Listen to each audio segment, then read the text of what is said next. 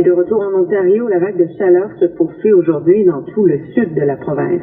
Les températures atteindront de nouveau de 30 à 33 degrés cet après-midi, notamment dans les régions de Belleville, Peel, London, Niagara, Sarnia, ainsi que dans les villes de Windsor, Hamilton et Toronto. Le compte rendu de Catherine. Pas de répit pour l'Ontario où l'air chaud et humide demeure en place.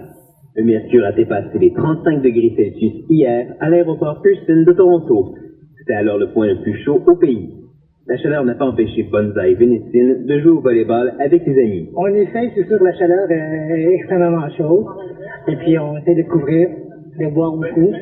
Et quand on joue au volleyball de plage, on essaie de prendre un temps mort pour pouvoir s'isoler à l'ombre. Selon le météorologue David Phillips d'Environnement Canada, la chaleur va persister au cours des prochains jours. Il ajoute que les températures n'ont pas tendance à descendre au cours de la nuit, ce qui fait que la température moyenne oscille autour de 30 degrés Celsius ces jours-ci. Selon lui, le phénomène est quasi historique, car en plus de températures très élevées, la quantité de pluie tombée dans le sud de la province est 4 fois moins élevée qu'à pareille date l'an dernier. Il résume la situation ainsi. Province is looking pretty ugly because it has been so scorched and baked. La province n'est pas très jolie à voir parce qu'elle a été cuite et brûlée, dit-il. Les températures devraient revenir à la normale à partir de mardi prochain. Ici Carl Saint-Saëns, Radio-Canada, Toronto. Un accident sur l'autoroute 401 en direction est entre la 400 et Avenue Road cause des retards importants sur les routes dans le Grand Toronto. Les voies express sont fermées, il faut utiliser les voies de desserte pour le moment. La police provinciale de l'Ontario ne sait toujours pas quand les voies express de la 401 seront rouvertes. Par ailleurs, si vous devez prendre la route aujourd'hui pour vous rendre au chalet, les policiers rappellent que les excès de vitesse ne seront pas tolérés, même pour ceux qui roulent sur les routes de campagne.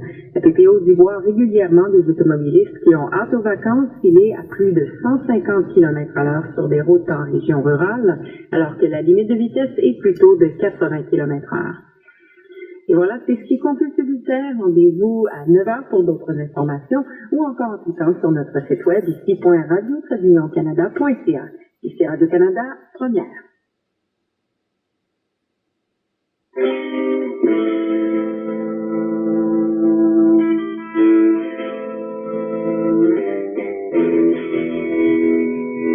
Sur les ondes d'ici Radio-Canada première, dans le nord et le sud de l'Ontario, vous écoutez cet été Grand Lac Café avec Martine Bécoté.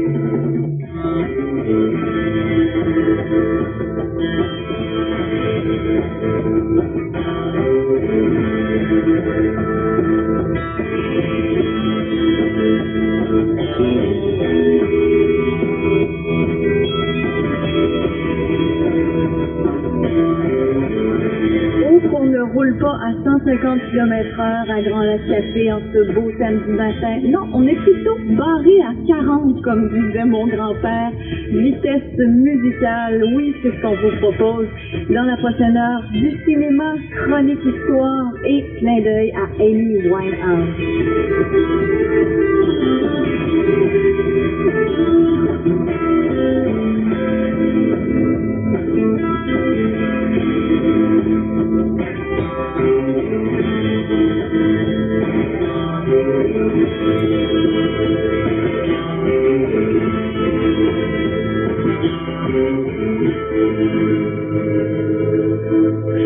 Soyez les bienvenus, Martine Bécoté, heureuse d'être avec vous encore pour ce samedi matin. Il nous reste quoi?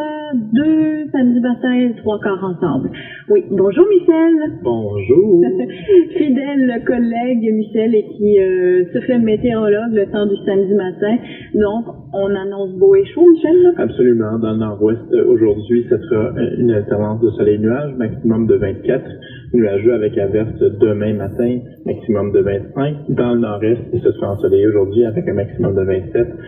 Dimanche, nuageux avec risque d'orage et maximum entre 22 et 24. Dans le sud et le sud-ouest, aujourd'hui, il y a un avertissement de chaleur qui est toujours en vigueur. Maximum de 33 aujourd'hui, sauf à Kingston où il fera seulement 27. Demain, quelques passages nuageux, des maximums entre 30 et 33, sauf à Kingston où il fera seulement 26. Oh là là, entendez-vous le bruit des géraniums qui réclament de la pluie? Et ça va être chaud pour la partie des Blue Jays cet après-midi. Donc, on annonce 31 à Toronto, plein soleil, 36 avec l'humidex. Les Blue Jays qui vont tenter de battre les Mariners de Seattle parce qu'ils ont perdu hier dans une partie pas tellement palpitante qui s'est terminée par 2-1. Mais faut dire que le lanceur des Mariners, Paxton, c'est un Canadien, hein, James Paxton, il est originaire de la Colombie-Britannique. Il a été très très bon, n'a commis qu'une seule erreur pendant tout le match. Il a accordé d'ailleurs un circuit, c'est un circuit son ancien coéquipier, le Canadien Michael Saunders. Donc les Blue Jays ont perdu 2-1 hier, ils vont tenter de se reprendre aujourd'hui, 13h. Et sinon, il y a du football au menu de la Ligue canadienne ce soir. Ce sont les Tiger Cats qui affrontent les Eskimos et ça se passera à Edmonton. Quelle sorte de semaine avez-vous passé? Ouais, bien. Mais vous auriez pu être impliqué dans un accident d'un camion qui a renversé sa cargaison de vinaigrette et de mayonnaise. C'est pas drôle, on devrait jamais rire des accidents, mais il n'y a pas eu de blessés. Je sais pas si vous avez vu ça passer dans les petites nouvelles insolites, mais ça se passait pas très loin, hein, à Toronto, sur le Don Valley Parkway de l'autoroute 401 Ouest, la bretelle nord. Un camion qui s'est renversé, un camion plein de vinaigrette et de mayonnaise. Donc, les images, ça donne une épaisse mixture blanche et verte fluo. Le chauffeur, rassurez-vous, s'en est sorti avec quelques coupures et éraflures et probablement que ses vêtements étaient un peu collants. Mais quand même, hein, il a été accusé de conduite imprudente et puis imaginez le bouchon de circulation que ça a dû créer. Votre région, vos histoires, vos nouvelles. Ici Radio-Canada, première, au 860 AM à Toronto.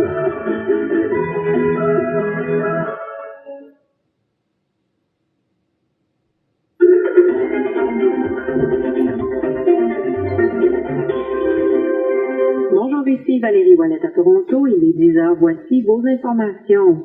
En Afghanistan, un attentat suicide a fait des dizaines de morts et des centaines de blessés dans la capitale Kaboul. Des milliers de membres d'une communauté chiite participaient à une manifestation pacifique quand un kamikaze a activé ses explosifs. Un porte-parole du ministère de la Santé a affirmé qu'au moins 61 personnes sont mortes et 207 autres ont été blessées. L'attaque a été revendiquée par le groupe armé État islamique. Et puis en Allemagne, le jeune d'origine iranienne qui a tué 9 personnes hier soir à Munich ne serait pas lié à une organisation terroriste, selon la police. Les premiers éléments de l'enquête privilégient plutôt la thèse d'un acte commis par un forcené. Voici notre collaboratrice Nathalie Vertueux. Ce qu'on sait pour l'instant, c'est que le tueur a agi seul. Son geste ne serait pas lié à une radicalisation. On ne sait pas encore comment il est entré en possession de son arme, mais dans son sac à dos, on a trouvé jusqu'à 300 munitions. C'est ce qu'affirmait ce midi le chef de la police de Munich dans une conférence de presse. Dans la nuit, les enquêteurs ont perquisitionné au domicile du jeune homme dans un quartier défavorisé du nord de Munich. Ça se trouve non loin du lieu de la tuerie. C'était un lycéen. Son père, chauffeur de taxi, d'après des voisins, un garçon discret et inconnu des services de police. Ce qu'on sait toutefois, c'est qu'il souffrait d'une forme de dépression. Il était suivi par des services psychiatriques, un profil de forcené, fasciné par les tueries de masse. C'est ce qu'a révélé la police, toujours ce midi, d'après les premiers éléments de l'enquête et puis les données qu'on a retrouvées sur son ordinateur. Il s'était certainement intéressé à Anders Breivik, ce tueur d'extrême droite qui avait commis un massacre en 2011 en Norvège. Hier, le jour de la tuerie de Munich, c'était aussi le 5e anniversaire de ce massacre de Breivik et qui avait fait 77 morts, voici maintenant 5 ans. Angela Merkel s'est exprimée là tout à l'heure, se montrait très choquée. Elle a évoqué une nuit d'horreur en louant l'action des secours et des forces de l'ordre. C'était Nathalie Vertueux. En Turquie, puis le président Recep Tayyip Erdogan a annoncé des mesures répressives une semaine après un putsch manqué. Selon de nouveaux décrets, plus de 1000 écoles privées et 15 universités sont fermées. 1200 associations jugées proches du prédicateur en exil Fethullah Gülen, qui est accusé par Ankara d'avoir commandité le putsch, seront dissoutes. Les gardes à vue pourront durer jusqu'à 30 jours pour les personnes soupçonnées d'être impliquées dans la tentative de coup d'État. Par ailleurs, la justice a libéré 1200 militaires non gradés aujourd'hui. Environ 4500 militaires, policiers, magistrats et civils étaient en détention depuis la tentative de coup d'État. En Ontario maintenant, c'est aujourd'hui qu'auront lieu les funérailles du pompier volontaire qui a péri lors d'un incendie à Kingston. Patrick Pidgeon avait été dépêché pour combattre les flammes dans un immeuble à logement de Damersview samedi dernier.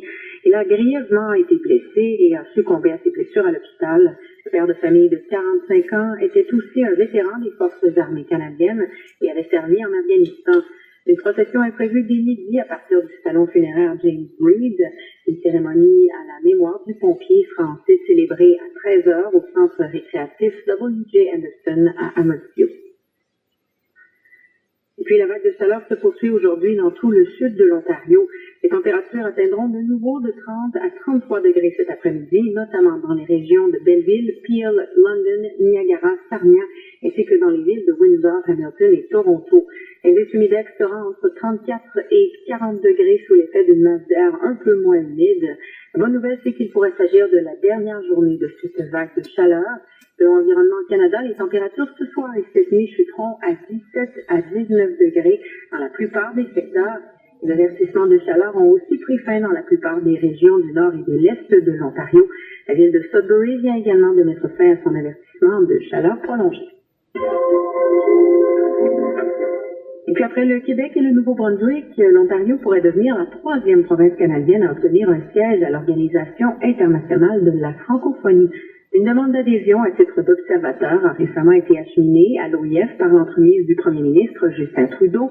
La province pourrait participer au sommet de l'OIF, à sa conférence ministérielle ainsi qu'aux sessions du Conseil permanent de la francophonie, mais ne pourrait pas intervenir durant les débats ou encore voter sur des résolutions. C'est tout de même un élan encourageant au projet qui stagnait sous les conservateurs, juge le président de l'Assemblée de la francophonie de l'Ontario, Denis Vaillancourt. Quand on faisait des demandes, ça a toujours demeuré d'être mort. Cela dit, je pense qu'on a un nouveau gouvernement qui témoigne d'une ouverture très différente de ce qu'on a connu, qui valorise les langues officielles. Les membres de l'OIF devront appuyer la candidature de l'Ontario lors du sommet de la francophonie à Madagascar en novembre. Il faudra un vote unanime pour que l'Ontario soit accepté. Et puis plusieurs fermetures de route sont prévues cette fin de semaine à Toronto, en terminant dans l'est. La rue Queen est fermée ce soir dès 18h entre Woodbine et Beach pour le festival de jazz. Dixon Road est réduite à une voie dans chaque direction entre les rues Cheta et Kipling pour le festival somalien. Et finalement, l'événement Big on Door va provoquer la fermeture des rues Dufferin et Lansdowne samedi et dimanche. Et voilà, c'est ce qui conclut ce bulletin. Ici Radio-Canada, première.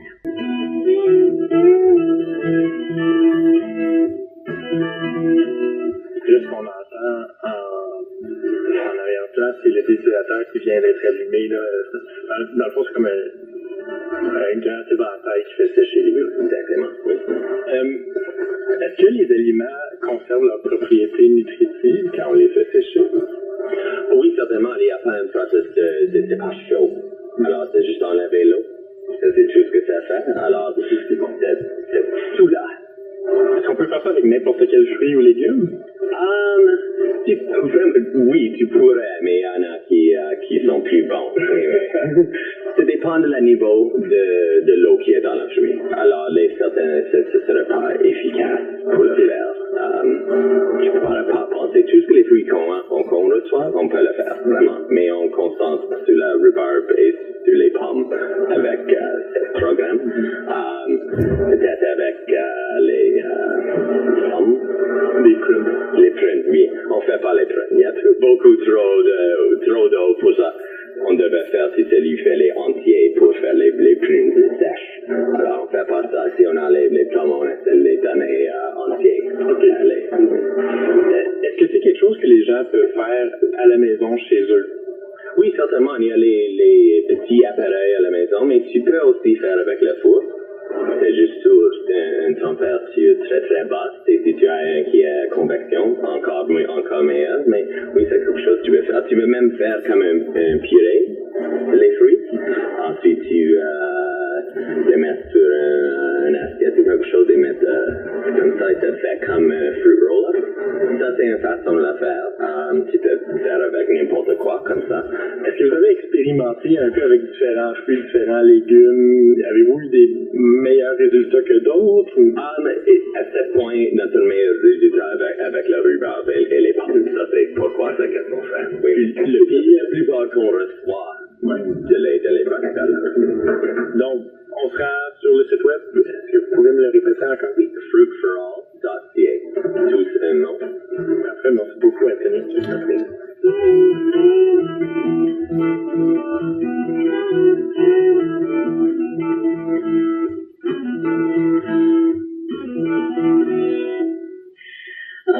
Très intéressant que cette déshydratation des fruits, vous entendez Anthony Maycomb de Fruit for All à Sudbury. Et là, Michel, vous m'avez amené le résultat final de la rhubarbe déshydratée. C'est joli, ça s'appelle de la choubarbe. La choubarbe. Choubarbe, ah ben oui. Ça fait manger un peu, là. Oui, mastique, hein. Ça a un peu la texture d'une pomme séchée. Pour ceux qui ont déjà peut-être goûté à ça, je vais vous laisser vous en mettre un dans la bouche. C'est pas bon. C'est bon, c'est très sûr, mais comme on peut se l'imaginer, c'est comme de la rhubarbe. Non, le goût est vraiment conservé. Ouais, c'est impressionnant, hein? Et justement, Michel, règle élémentaire, ne jamais parler la boussole à la radio. Alors, s'il y a des gens qui ont envie justement de participer et d'être bénévole pour Fruit for All, on fait quoi? On peut se rendre sur le site web fruitforall.ca, soit pour devenir bénévole pour la cueillette ou bien pour enregistrer nos arbres fruitiers. Puis, d'ailleurs, Fruit for All va également accepter des légumes. Cette année, ils ne vont pas les faire sécher, mais si vous avez un surplus de tomates ou de concombres ou quoi que ce soit, ils vont se faire un plaisir de l'amener à une banque alimentaire pas trop loin. Donc, on réduit en quelque sorte le gaspillage alimentaire et on fournit comme ça des petites collations de fruits à des gens qui en ont grandement besoin. Alors, double mission, très intéressant. Michel, merci beaucoup. Mo Calamity était en concert hier à Toronto et aujourd'hui elle est du festival Hillside à Guelph. Elle est originaire du Cap-Vert, elle a grandi à Paris. Elle chante donc, vous l'aurez deviné, en portugais et en français. À Kaboul, dans un discours télévisé, Ashraf Ghani a promis de traduire les coupables en justice, en plus de demander au procureur général du pays de créer une commission d'enquête sur ce qui s'est passé. L'attentat revendiqué par le groupe armé islamique s'est produit après qu'un kamikaze ait déclenché des explosifs dissimulés sous ses vêtements pendant un rassemblement organisé par les Hazaras, une minorité chiite au sein de la population afghane, majoritairement sunnite. Les ministres des Finances du G20 sont réunis à Chengdu en Chine en fin de semaine. Ils discuteront notamment d'évitement fiscal et de libre-échange. Le ministre des Finances du Canada, Bill Morneau, doit avoir des discussions avec son homologue britannique sur la conclusion d'un futur accord économique entre les deux pays après le Brexit. Les explications d'Hubert Rideau. Malgré la menace que représentent les 3 T, le terrorisme, une possible élection de Donald Trump et la situation politique en Turquie, c'est avant tout le Brexit qui retient l'attention.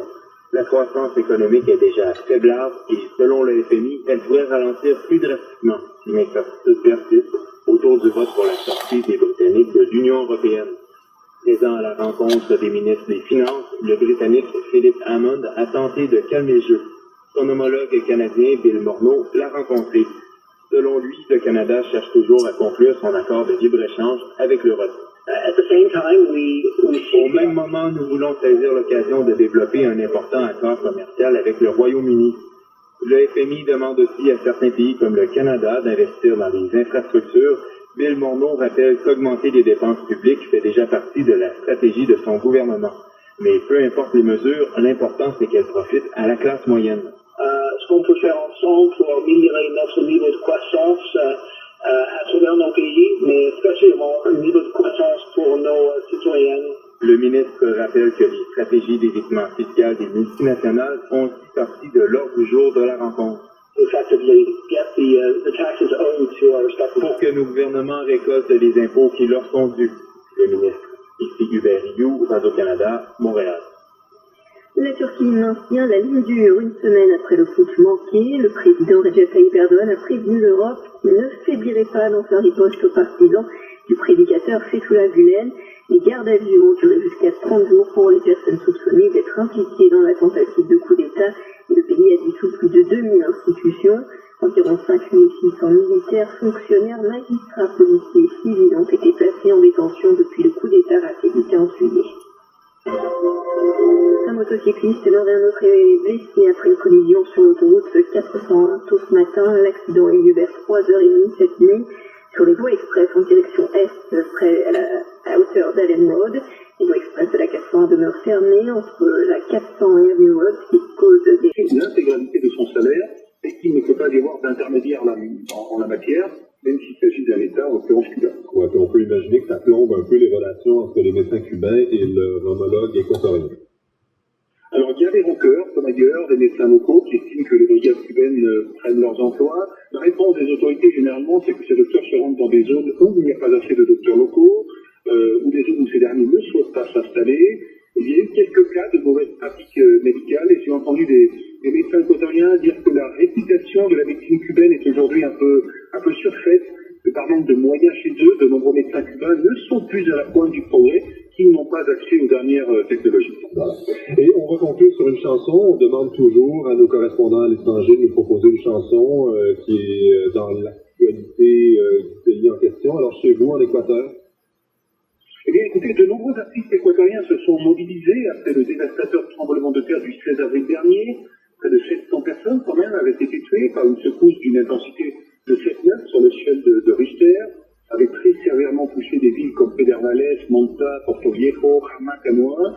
Et donc, Fausto Niño, un jeune artiste équatorien, a dédié la chanson que vous allez entendre aux survivants et à tous ceux qui ont choisi de se relever et de ne pas se laisser abattre par l'adversité. Oui, ben alors merci beaucoup Éric Sanson, puis on va en écouter un petit bout en septembre. Merci.